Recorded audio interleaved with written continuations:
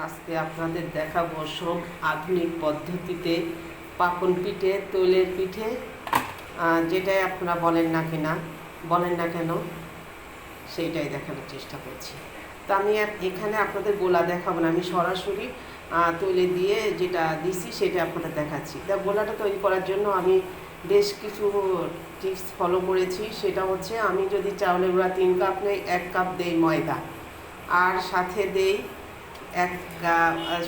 দেই হচ্ছে 1 চা চামচ বেকিং পাউডার, আর দেই এসেন্স বা দারুচিনির গুঁড়া, আর দেই কুসুম গরম পানি। এখন এটা হচ্ছে, আমি মাপগুলো আপনাদের এই কারণেই দেখালাম না যে দেখেন পিঠাগুলা তৈরি করে কত সুন্দরভাবে, সেই যে গোলাটা সরাসরি দেখাচ্ছি ওভাবেই করা।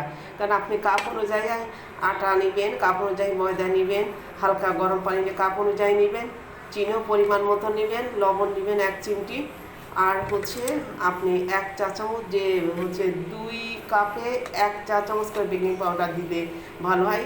কেকের ক্ষেত্রে 1 কাপে 1 চামচ দিতে হয়। আমি এখানে 4 কাপে 1.5 চা চামচ বেকিং পাউডার দিয়েছি, আর হালকা কুসুম গরম পানি নিয়েছি। দেখেন গোলাটা ঠিক এরকম হবে, গোলাটা এভাবে গোলা হবে। যেহেতু যার যেরকম কাপ সে অনুযায়ী তারা সেইভাবেই মাপ নেবেন। আর পানি, লবণ, চিনি এটা হচ্ছে আপনাদের পছন্দ অনুযায়ী। আপনি কিভাবে গোলাটা তৈরি করেছেন তার উপরে হচ্ছে আপনার নির্ভর করবে যে আপনি কি পরিমাণ চিনি এবং লবণ খান।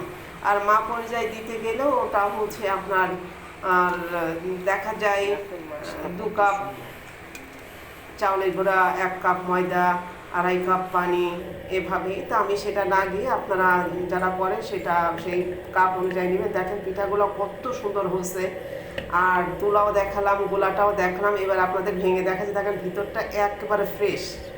তো আসলে কম সময়ের মধ্যে যে কটা করা যায় সেটা আপনারা দেখছি। আমি আসলে পরিমাণ অনেক বেশি করেছি।